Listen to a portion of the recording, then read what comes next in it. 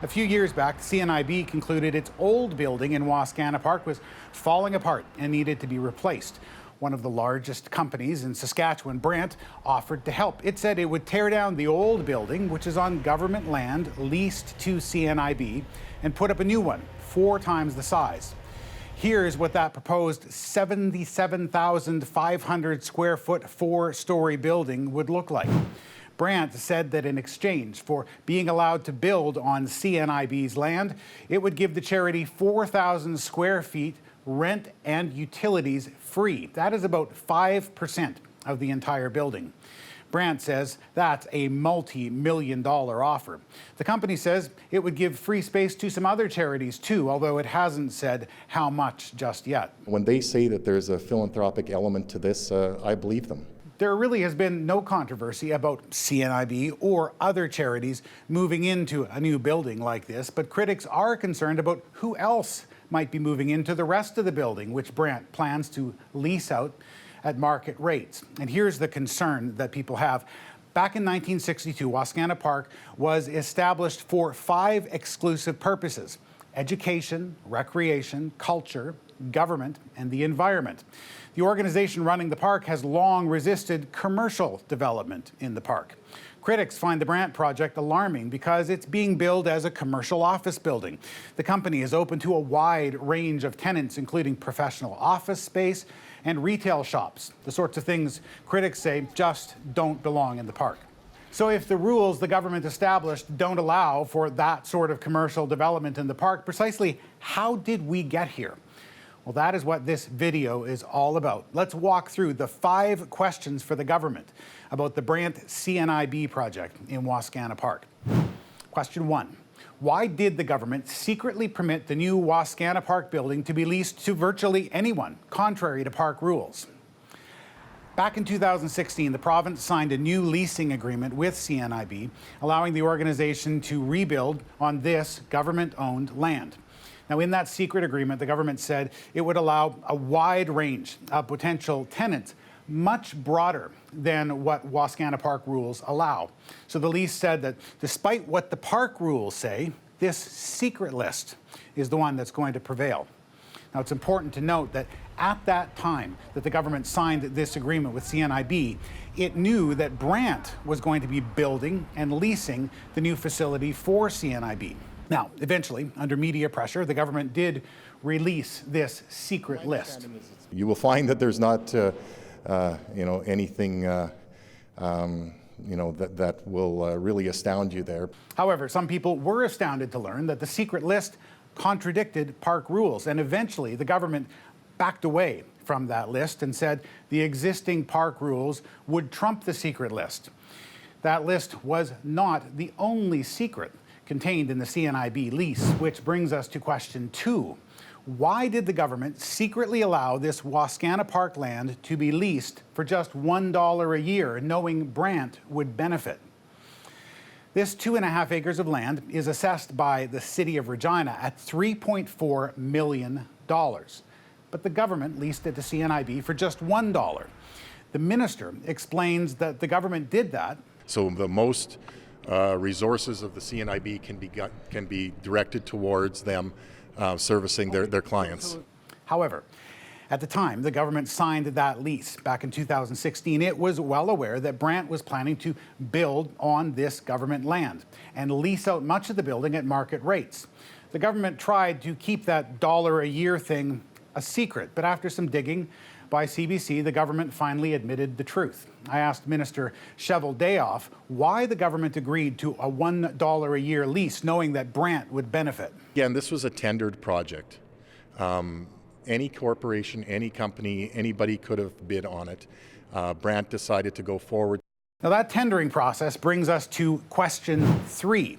Why did it take so long for the government to direct CNIB to tender the project being built on government land? We've gotten our hands on emails that show that Brandt and CNIB were planning the building project months before the tendering process began. The project was tendered in May of 2015 when CNIB put an ad in the newspaper looking for a partner to rebuild its facility. However, emails show that 7 months earlier, back in 2014, the organizations, CNIB and Brandt, submitted detailed building plans to the organization that runs Wascana Park.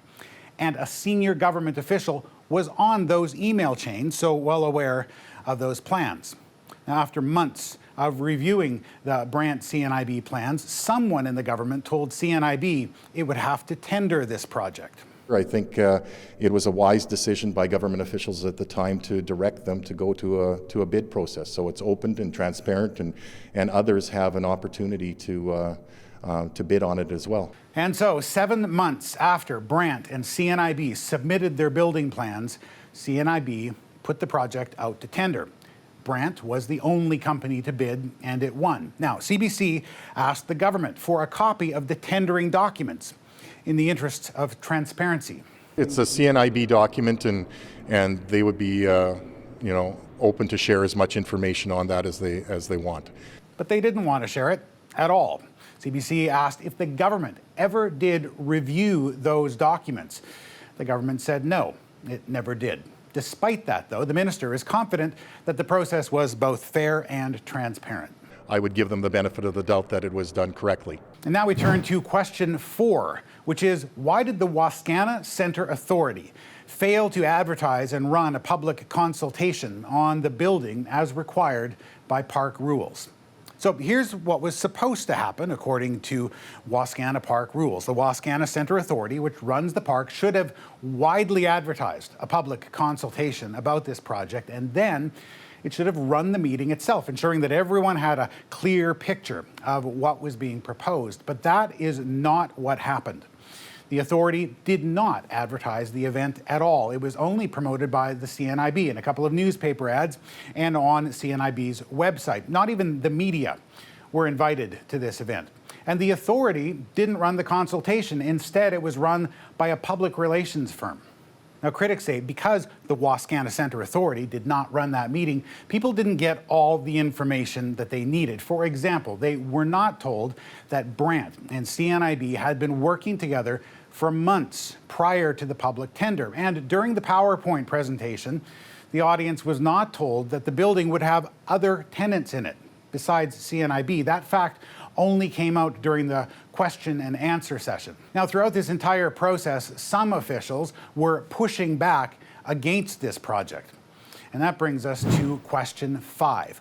Why did the government dismiss the architects and disband the organization that were resisting approval of this project? So, if you want to build in Wascana Park, here's how it works. Your plans have to be reviewed by a group of architects, the Architectural Advisory Committee. And it's their job to make sure that your building follows all the rules.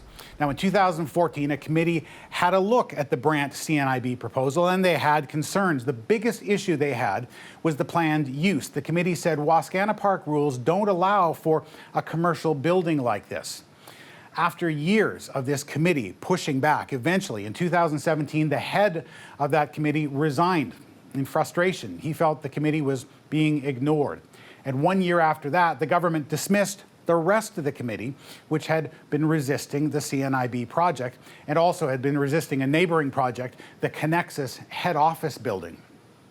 Now, the government explained that it was, quote, refreshing the committee. It wasn't just the architectural committee, though, that had concerns. The Wascana Centre Authority itself was also resistant to the Brandt project, and it declined to approve it. The government decided to get rid of the authority, too. I'm honored to rise today to present our government's 2017-18 budget. In the 2017 budget, the government announced that it was replacing the Wascana Centre Authority with an organization run by the government. And one of the very first things that this new organization did was approve the Brandt concept design. Now, both Brandt and CNIB say this is a good project. This will help the charity remain in its Wascana Park location, and it'll help the CNIB invest in its clients rather than in rent and utilities. As for the government, despite all of the issues raised in this video, the minister remains confident. All the review, all the work that I've done shows that, to me, that the proper processes were followed. I think projects like this, you're always going to have some type of controversy. I think it's up to governments to ensure that the process was followed, and that's what we're trying to do here.